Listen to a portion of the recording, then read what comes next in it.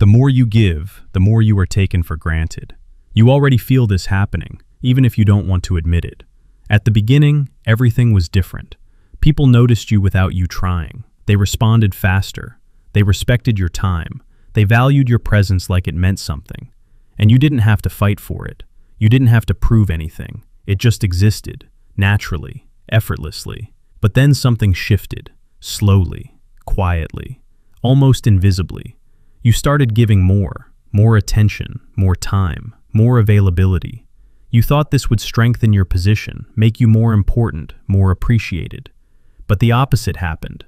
They began to respond slower. They stopped prioritizing you.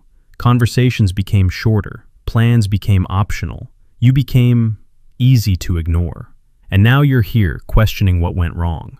You think maybe you changed. Maybe you weren't enough. Maybe you did something wrong. But listen carefully. You didn't lose value. You leaked it. You let it slip away in small, unnoticed ways. You made yourself too available, too predictable, too easy to have. And the human mind doesn't reward what it gets easily. It doesn't hold on to what feels guaranteed. It doesn't protect what never seems at risk of disappearing. You think people appreciate consistency. They don't. They get used to it. And once they get used to it, they stop seeing it. And once they stop seeing it, they stop valuing it. This is the part no one warns you about. The more you show up without being asked, the less your presence feels like a choice. And when your presence is no longer a choice, it becomes an expectation. And expectations are invisible. Nobody thanks you for what they expect. Nobody respects what they assume will always be there. And that's exactly where you are right now. You train people to expect you. You train them to believe that no matter what they do, you will still be there. You reply fast, even when they don't. You adjust your schedule to fit theirs. You give attention without requiring effort in return. You forgive delays, cancellations, disrespect, without consequence. And every time you do that, you lower the perceived cost of losing you. And when the cost is low, the value disappears. This is not about them being bad people. This is about human nature being brutally consistent. People value what they can lose. People protect what feels scarce. People chase what creates uncertainty, and you removed all of that. You removed the tension. You removed the risk. You removed the possibility that you might not always be there. So now, your presence feels ordinary, replaceable, disposable. And it didn't happen in one moment. It happened through patterns, repetition, small decisions that felt harmless at the time. You said yes when you should have paused. You responded when you should have waited. You gave when you should have held back. Not because you're weak, but because you thought giving more would create connection. But connection built on over-availability turns into dependency, and dependency kills respect. Because respect requires boundaries. Respect requires friction. Respect requires the feeling that access to you is not automatic. Right now, you are too easy to access, too easy to predict, too easy to keep. And anything that is too easy to keep is never deeply valued. Think about how you treat things that are always there. You don't consciously decide to ignore them. You just stop noticing them. That's what happened to you. You became something people no longer notice. Not because you lack value, but because your value is no longer contrasted by absence. There is no gap, no silence, no moment where they feel your absence and realize what it meant. Without absence, presence loses weight. Without distance, closeness loses meaning. And you have been eliminating distance completely. You filled every silence. You responded to every gap. You made sure there was never a moment where they had to wonder about you. And in doing so, you removed the very mechanism that creates value. You removed uncertainty. You removed scarcity. You removed the need for them to choose you. And when someone doesn't need to choose you, they stop valuing you. Because value is tied to decision, to effort, to the possibility of loss. Now here's the part that might be hard to accept. You are not being disrespected by accident. You are being treated exactly how your patterns have taught people to treat you. That doesn't mean you deserve it. It means you allowed it. And what is allowed becomes normalized. And what is normalized becomes permanent unless you break it. So the question is not why they changed. The question is why you made it so easy for them to change. Why did you remove all resistance? Why did you make your time feel cheap? Why did you act like your attention had no limit? Because the moment something has no limit, it loses perceived value. Time is valuable because it is limited. Attention is powerful because it is selective. Presence is meaningful because it is not guaranteed. But you treated yours like it was endless, and people responded accordingly. This is not a judgment, it's a pattern, and patterns can be broken, but only if you see them clearly. Right now, you need to understand this at a deeper level. Value is not created by effort alone. You can try harder, give more, be more present, be more supportive, and still lose value if you ignore positioning. And positioning is everything. How people perceive your availability determines how they treat your presence. If you are always there, you are background. If you are selectively there, you are priority. It's that simple, and that uncomfortable. You've been operating under the belief that being reliable means being always available. It doesn't. Real value comes from controlled availability, from knowing when to step forward and when to step back, from understanding that not every message deserves an immediate reply. Not every invitation deserves a yes. Not every situation deserves your energy. You need to rebuild the sense that access to you is not automatic. And that starts with restraint, not emotional reactions, not dramatic exits. Quiet, controlled restraint. You don't need to announce anything. You don't need to explain yourself. You just need to change your patterns. Reply slower. Not as a game, but as a reflection of your priorities. Say no when something doesn't align. Not aggressively, but firmly. Stop filling every silence. Let conversations breathe. Let people come toward you. Let them feel the gap you used to rush to close. Because in that gap, something important happens. Awareness. They begin to notice your absence. And when they notice your absence, they start to reevaluate your presence. This is how value is rebuilt, not through more effort, but through strategic withdrawal. You are not disappearing, you are recalibrating. You are teaching people that your time is not unlimited, that your attention is not automatic, that your presence is not guaranteed. And when people feel that shift, their behavior changes, not because you asked them to, but because the dynamic changed. Because now, there is something at stake again. Now, there is a possibility that they might lose access to you, and that possibility creates attention. It creates respect. It creates value. You need to understand this deeply. You cannot force people to value you, but you can control the conditions that make value possible. And those conditions are built on scarcity, boundaries, and self-control. Not on endless giving, not on constant availability, not on trying to earn something that should come naturally when your presence is positioned correctly. So stop trying to fix this by doing more. That's what got you here. Instead, start removing what diluted your value. Remove over-availability. Remove predictability. Remove the habit of always being there first.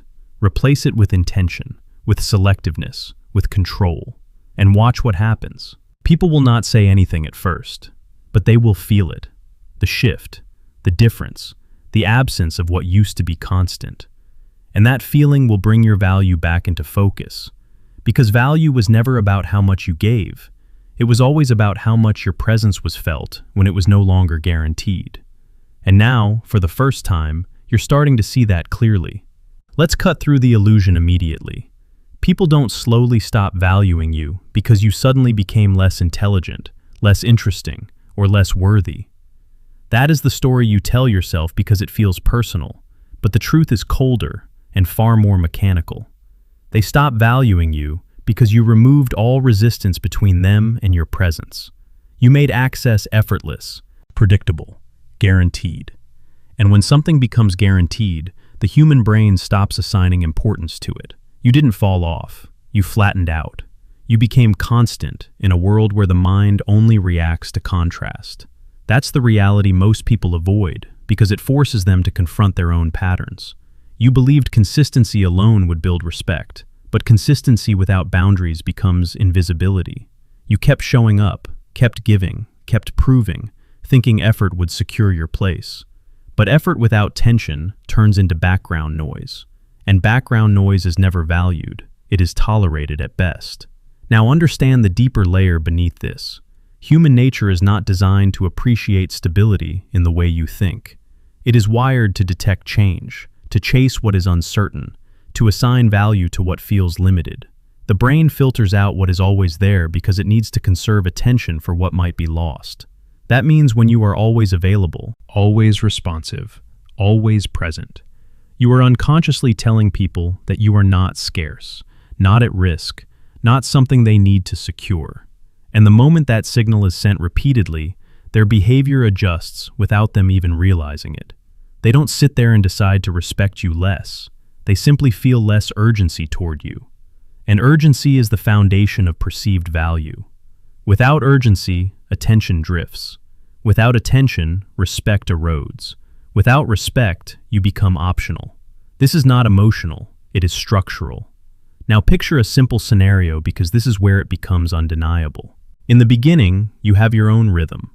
You don't reply instantly because you are occupied with your own priorities. You are not trying to impress, not trying to secure anything. And because of that, your attention feels selective. They feel like they have to earn it. They lean forward. They invest. They match your energy or even exceed it. There is a natural tension, a balance of uncertainty. Then, gradually, without noticing, you start adjusting. You reply faster. You become more available. You start filling gaps before they even exist. You initiate more. You give more. You remove every barrier that once made your presence feel selective. And right there, the dynamic shifts. They don't consciously decide to pull back, but they do. Their replies slow down. Their effort decreases. They cancel more easily. They stop trying to impress you because there is nothing left to win. You are already secured, already available, already predictable. And when there is nothing left to win, motivation disappears. This is where most people make the fatal mistake. They notice the drop in attention and respond by giving even more. They think the solution to being undervalued is to increase effort. But increasing effort in a system that already lacks boundaries only accelerates the loss of value. Because now you are not just available, you are overextending. You are signaling that your time has no limit, your attention has no cost, your presence has no conditions, and anything without conditions is never respected. That is the first rule you need to internalize. Control access or lose value. If people can reach you whenever they want, however they want, with no resistance, they will unconsciously downgrade your importance. Not out of malice, but because the brain categorizes you as non-urgent. You must introduce friction back into the interaction, not through games, not through manipulation, but through self-respect. You delay responses when you are occupied. You do not rearrange your priorities instantly for others. You let messages sit when they do not require immediate attention. This is not about playing hard to get. It is about being hard to consume. There is a difference. One is manipulation, the other is discipline, and discipline is what rebuilds value. Now the second layer. Remove predictability or become forgettable. Predictability feels safe, but safety without variation kills engagement. When people can fully predict your behavior, they stop paying attention, because attention is driven by uncertainty. If they know you will always say yes, they stop asking with intention. If they know you will always reply instantly, they stop valuing the reply. If they know you will always be there, they stop noticing your presence. You become a constant in their environment, and constants are ignored. So you must break the pattern, not randomly, but intentionally. Sometimes you step back. Sometimes you say no without over-explaining. Sometimes you choose silence over immediate reaction. You allow space to exist, because space creates awareness. When you are not immediately present, the absence creates a contrast. And contrast forces the mind to notice again. That is how attention is reactivated. Not by doing more, but by doing less with precision. Now the third layer. And this is where most people fail completely. Stop overgiving, or you will destroy the balance permanently. Overgiving feels noble. It feels like strength. It feels like you are being supportive, reliable, generous. But when it is not matched, it creates imbalance. And imbalance does not create gratitude. It creates entitlement. Because when someone receives more than they give over a long period of time, they stop seeing it as a privilege and start seeing it as a baseline. And once it becomes a baseline, it no longer holds value. It becomes expected. And expectations are the fastest way to erase appreciation. You trained people to expect you at your highest level without requiring anything in return. And now you are surprised that they no longer value it. But why would they? From their perspective, nothing has changed. You are still giving, still available, still consistent. The only thing that changed is your expectation, not their behavior. So the correction must come from you. You reduce the output. You create boundaries. You stop giving automatically. You make your energy conditional on reciprocity. Not in a transactional way, but in a balanced way. If effort is not matched, you pull back, quietly, without drama, without explanation. Because value is not negotiated through words, it is demonstrated through behavior. Let this sink in from another angle because repetition builds clarity. People do not leave because you are not enough. They drift because you remove the need for them to invest. You made the interaction one-sided. You carried the weight. You filled every silence. You maintained every connection. And when one side carries everything, the other side stops carrying anything. That is the law of imbalance. And once that law takes effect, respect begins to decay automatically. You cannot talk your way out of it. You cannot explain your way out of it. You can only behave your way out of it by reintroducing limits, by reintroducing selectiveness, by reintroducing the possibility that access to you is not guaranteed. That is what creates value, not intensity, not effort, not constant presence, but controlled presence. Presence that is felt because it is not always there. Presence that has weight because it is not freely given. Presence that must be earned, not assumed. And here is the tension you must hold. You are not becoming distant to punish people. You are becoming disciplined to protect your value. There is a difference. One is emotional reaction. The other is strategic correction. If you act from emotion, you will swing too far, become cold, become detached, and break connections unnecessarily. But if you act from awareness, you will simply adjust your patterns. You will stop overextending, stop over-responding, stop over-explaining. You will let things be. And in that space, dynamics reset. People either step forward or they fade away. And both outcomes are valuable. Because those who step forward are responding to your restored value. And those who fade away were only there because of your over-availability. Either way, you win. Because you are no longer leaking value unconsciously. You are controlling it deliberately. That is the shift. That is the entire game. And most people will never see it because they are too focused on being liked instead of being respected. But respect is what sustains value over time. Not attention, not approval, respect. And respect is built on boundaries, scarcity, and self-control. Without those, no amount of effort will save you from becoming invisible. Everything comes down to this, and you need to hear it without filtering it through emotion. Your value was never lost. It was diluted, not by them, but by the way you positioned yourself over time. You kept increasing effort while decreasing scarcity, and that combination quietly erased the weight of your presence. You thought value was something you proved through consistency, through loyalty, through always being there. But real value is not proven by how much you show up. It is defined by how much your presence is felt when you are not there. That is the shift you have been avoiding, because it forces you to confront a hard truth. You cannot be both endlessly available and deeply valued at the same time. Those two things cancel each other out, and most people spend years trying to balance them, not realizing that the moment you become easy to have, you become easy to ignore. So if you want to rebuild your position, you need to stop thinking in terms of effort and start thinking in terms of leverage. Where is your attention going? How often is it given? And under what conditions is it accessible? Because attention is your most valuable currency, not time, not words, not gestures. Attention. And you have been spending it without limits, without structure, without control. You have been giving it to people who did not earn it, sustaining interactions that no longer required your presence, filling silence that should have been left empty. And now you are dealing with the consequence of that pattern. But here is where it changes, not through a dramatic move, not through confrontation, not through explaining yourself, but through quiet recalibration. You begin to withdraw the excess, not everything, just the unnecessary parts. You stop reacting instantly. You stop prioritizing others above your own rhythm. You stop offering more than what is matched. And at first, nothing will seem different. That is where most people fail, because they expect immediate results. But this is not about immediate reaction. It is about long-term repositioning. You are not trying to trigger attention. You are trying to rebuild respect. And respect grows slowly, through consistent boundaries, not through sudden intensity. So you hold the line. You stay consistent in your selectiveness.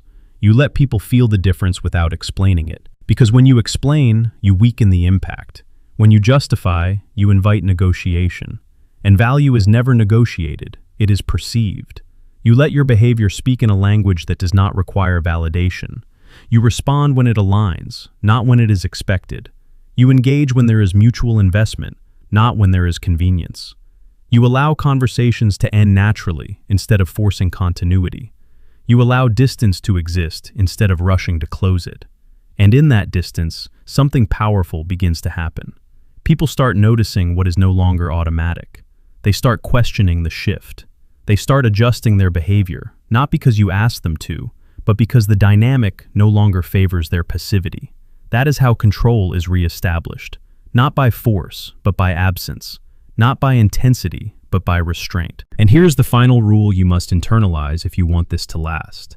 If you want to be respected, you must become selective. Not emotionally selective, but structurally selective.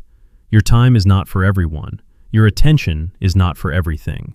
Your presence is not something that should be constantly available. And the moment you start treating it that way, others will follow. Because people do not respond to what you say about your value. They respond to how you distribute it. If you give it freely, they will take it lightly. If you give it selectively, they will treat it carefully. That is the law whether you like it or not. And most people will never accept this because it requires discipline. It requires saying no when it is uncomfortable. It requires stepping back when your instinct is to move closer. It requires trusting that absence creates more impact than constant presence. And that goes against everything you were taught about connection. But connection without respect is dependency. And dependency always leads to imbalance. So you must choose what you want. Do you want to be constantly involved, constantly available, constantly included but quietly undervalued? Or do you want to be selectively present, sometimes absent, but consistently respected? You cannot have both.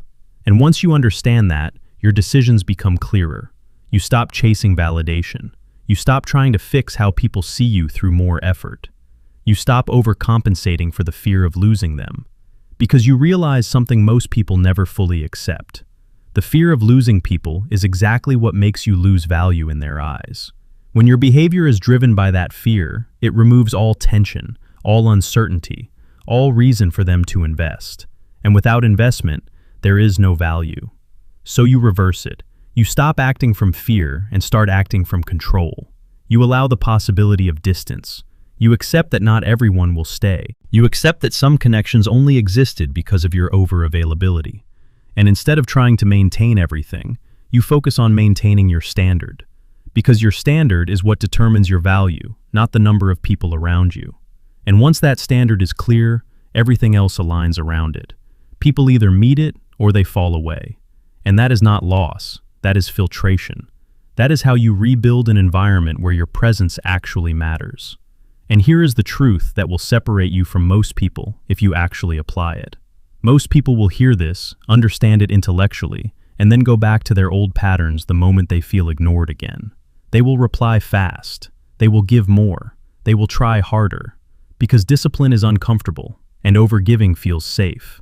But safe patterns create weak positions. And weak positions always lead back to the same outcome. Being present, but not valued. Being available, but not respected. Being included, but not prioritized. And if you are tired of that cycle, then this is the moment where it has to end. Not through motivation, but through decision. A quiet, internal decision that you will no longer trade your value for temporary attention. That you will no longer make yourself smaller just to maintain connection. That you will no longer give without awareness of the cost, because everything you give has a cost. Time, energy, attention, presence. And if there is no boundary around that cost, it becomes invisible. And when it becomes invisible, it becomes worthless. So you bring the cost back, not by demanding it, but by embodying it, by making your time limited, your attention selective, your presence intentional. And once that is established, something changes at a deeper level. You stop questioning your worth based on how others treat you. You stop analyzing every delay, every shift in behavior. Because you are no longer trying to extract value from others, you are maintaining it within yourself. And that is where real power begins. Not in controlling people, but in controlling access to you. Not in forcing respect, but in creating the conditions where respect naturally exists. And those conditions are simple, but difficult to maintain. Scarcity, boundaries, self-control. That is it. Everything else is noise. Everything else is distraction. So if you want to be valued, you must become someone whose presence is not constant, not predictable, not freely given. You must become someone who chooses where to be, when to engage, and how much to give. And that choice must be consistent, not occasional, because inconsistency destroys the signal. You cannot set boundaries one day and remove them the next. You cannot be selective sometimes and available all the time.